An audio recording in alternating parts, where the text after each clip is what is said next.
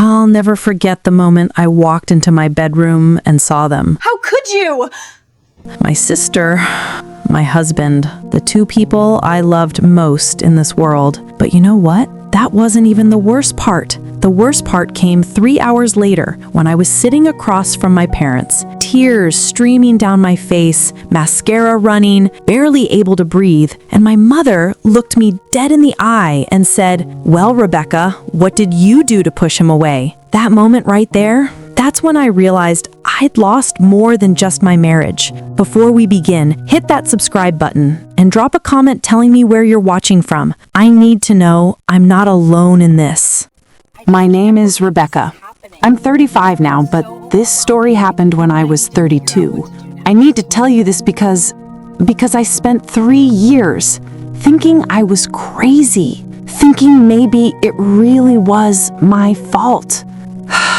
I was married to Michael before, 5 years. That's good years, I thought. We had this thing where we'd finish each other's sentences, you know? We'd be at dinner parties and he'd catch my eye across the room and we'd both just know what the other was thinking. We were trying for a baby. I'd already picked out names, Emma for a girl, James for a boy.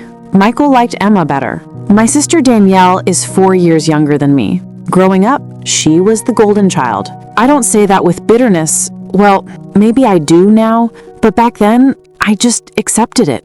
She got a brand new car for her 16th birthday. I worked 2 jobs through college. When she wanted to find herself in her 20s, my parents paid her rent for 18 months. When I asked for help with my student loans, my dad said, "You're capable. You'll figure it out." I told myself it didn't matter. I was the strong one, the responsible one. I didn't need their help. Then Danielle went through a breakup.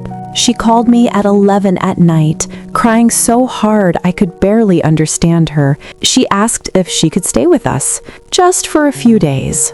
I said yes immediately. That's what sisters do, right? Michael was sweet about it. He even set up the guest room himself, put fresh flowers on the nightstand. "Family's important," he told me, kissing my forehead. "She needs us right now." 3 days became 3 weeks. I started noticing things, small things. The way Danielle would laugh just a little too loud at Michael's jokes. How she'd rest her hand on his shoulder when she walked past him in the kitchen. She'd come down for breakfast wearing my silk robe, the expensive one Michael bought me for our anniversary. Even though all her clothes were clean and folded in the guest room, I felt this tightness in my chest whenever I saw them together. But then I'd feel guilty for even thinking it. This was my baby sister, my husband. What kind of person was I to be suspicious? So I pushed it down. I told myself I was being paranoid. It was a Thursday. I remember because Thursday was my late day at work, but I'd been feeling exhausted all week, emotional. My period was late and I thought maybe I was pregnant. I left work at 2 to buy a pregnancy test. I wanted to surprise Michael. I came home quietly. I don't know why. Maybe I wanted to catch his reaction on video or something. The house was too quiet. Our bedroom door was closed. That was strange. We never closed it during the day. I could hear sounds, whispers. At first I thought maybe he was on a work call. Then I heard her laugh. My sister's laugh. Not her normal laugh. This was intimate, soft. The kind of laugh you only do with someone when you're close to them. My hand was shaking when I reached for the door handle. Part of me knew, but part of me was still trying to find another explanation. Maybe they were wrapping a surprise gift for me. Maybe they were planning something. I opened the door. They were in my bed. Our bed. The bed Michael and I picked out together at that furniture store on Route 9. The sheets with the little blue flowers that I'd washed and put on fresh just 3 days before. They didn't see me right away. They were so caught up in each other, and I stood there. I couldn't move. I couldn't breathe. My brain couldn't process what my eyes were seeing. Then Danielle looked up, and she saw me. She didn't gasp. She didn't scramble to cover herself. She just looked at me. And in her eyes, I saw something that made my blood go cold. It wasn't shame. It wasn't even surprise. It was defiance, like she'd been waiting for this moment. Michael finally noticed and jumped up, started stuttering my name. "Becca, wait, it's not, we didn't, this isn't." Not what it looks like. But I wasn't looking at him. I couldn't take my eyes off my sister. She was slowly pulling the sheet up around herself, and there was this look on her face. I can't even describe it. It was almost like satisfaction. How long? My voice didn't sound like mine. Danielle glanced at Michael, then back at me. Does it really matter? That's when I understood. This wasn't some drunken mistake. This wasn't a moment of weakness. This had been going on, and she wanted me to know. She wanted me to see it. I turned and walked out. I don't remember getting to my car. I don't remember driving. I just remember sitting in my parents' driveway, shaking so hard I thought I might throw up. I walked into my parents' house. They were having coffee in the kitchen like it was any normal Thursday. My mom took one look at my face and said, "Honey, what's wrong?" I told them everything. I watched my words land on them.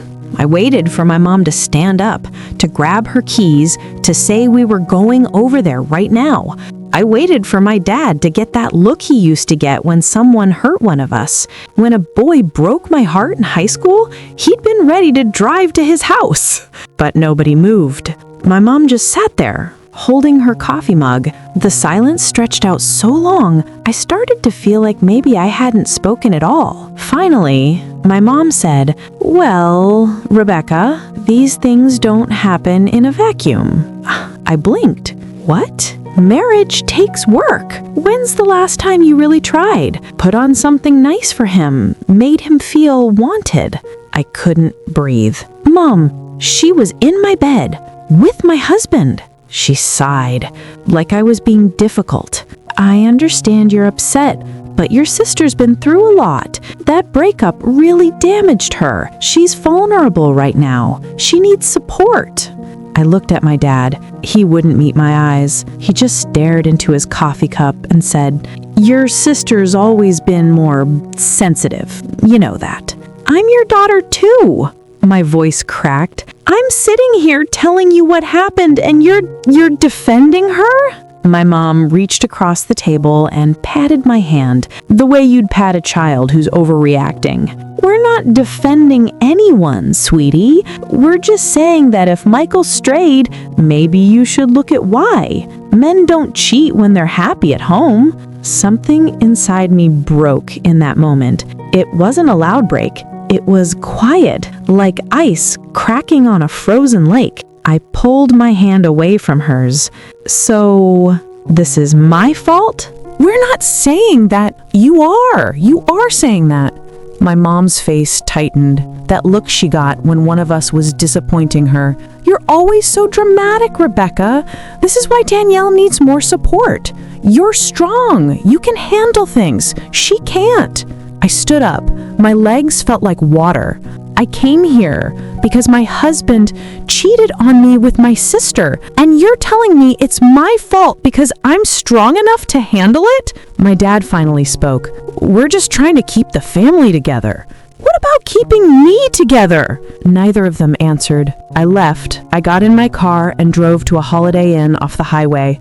I turned off my phone. I didn't want to hear Michael's apologies. I didn't want to hear Danielle's excuses. I didn't want to hear my mother tell me one more time that I was overreacting. I stayed in that hotel room for 2 days. I ordered Chinese food and left it half-eaten on the desk. I took long showers and cried until no more tears came. I stared at the popcorn ceiling and thought about every single time I'd come second in my own family. Every birthday where Danielle's drama overshadowed my celebration. Every achievement I'd accomplished that got a polite, "That's nice, honey," while Danielle's mediocre report card got thrown on the fridge with magnets. Every time I'd swallowed my hurt and told myself it didn't matter because I was the strong one. On the third day, I turned my phone back on. 47 missed calls, 23 voicemails. Michael's voice, frantic. "Baby, please, it was a mistake. It didn't mean anything. Please just come home so we can talk about this." Danielle's texts. "We need to talk. You're not being fair. You don't understand the whole situation." My mother, increasingly irritated. "Rebecca, call me back. You're making this situation worse. We need to handle this as a family. Stop being so selfish." And nothing from my dad. I sat on the edge of that hotel bed, holding my phone, and something clicked into place. A clarity I'd never had before. I wasn't going to beg anyone to see my worth. I wasn't going to explain why betrayal hurts. I wasn't going to convince my parents that I deserved their protection. I was done. I called a divorce lawyer that afternoon, filed papers that week. Michael tried to fight it. He showed up at my friend's apartment where I was staying. He cried. He said it was one time that Danielle had come on to him, that he loved me, only me. I didn't believe him. But more than that, I didn't care if it was true or not. He'd made a choice, and so had I. 2 weeks after I moved out, my mom called. Just wanted to let you know Danielle is staying with Michael for a while, just until she finds a place. They're both going through a hard time. She said it so casually, like she was telling me about the weather. They're together now, I said. It wasn't a question. Well, yes, but Rebecca, you need to understand. I hung up. 6 months later, they invited me to Thanksgiving. My mom called and said, "We're all family. We need to move past this and heal. Michael and Danielle will be there, of course." I said no. She was shocked. "You're really going to skip Thanksgiving over this? Rebecca, you're being incredibly selfish. Family is family." And I finally said what I'd needed to say for 32 years. You never protected me, not once. You're asking me to sit at a table with the two people who destroyed my marriage and act like everything's fine? You're asking me to pretend it didn't happen so you don't have to feel uncomfortable. That's not family. That's performance. You're being dramatic, and you're being a terrible mother. I hung up. My hands were shaking, but I felt light, like I'd been carrying something heavy my whole life and finally set it down. That was 3 years ago. I'm 35 now. I live in a different city. I have friends who actually see me, really see me. I started therapy. Best decision I ever made. My therapist helped me understand that being the strong one was just a role my family assigned me because it made their lives easier. Michael and Danielle got married last year. A mutual friend told me. She thought I'd want to know. I felt nothing. Not anger, not sadness, just nothing. That's when I knew I'd really healed. My parents still don't get it. My mom tells people I hold grudges, that I'm cold and unforgiving. She says she doesn't understand why I won't just get over it. But here's what I know now. I'm not unforgiving. I just stopped forgiving people who never asked for forgiveness. I stopped accepting crumbs and calling it love. I thought the worst part would be losing my husband and my sister, but it wasn't. The worst part was realizing my parents had never actually been on my side. They'd just gotten used to me not needing them to be. And you know what the best part was? Realizing I didn't need them to be. I could choose my own family. I could choose people who valued me, not because I was useful or convenient, but because they actually loved me. I'm dating someone now. His name is David. When I told him the story, all of it, he looked at me and said, "Your family didn't deserve you." Nobody's ever said that to me before. I don't talk to my parents anymore.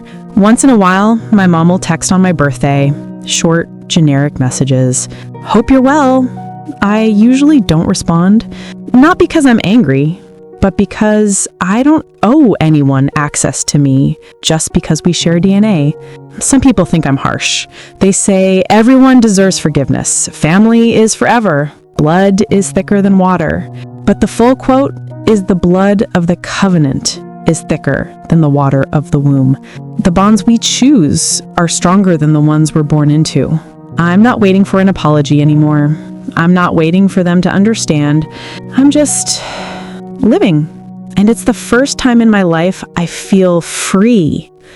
If you're going through something like this, if your family is asking you to forgive people who hurt you just to keep the peace, please know you're not crazy. You're not too sensitive. You're not dramatic. You're just someone who expected the people who were supposed to love you to actually love you. And if they can't, that's not your failure. That's theirs.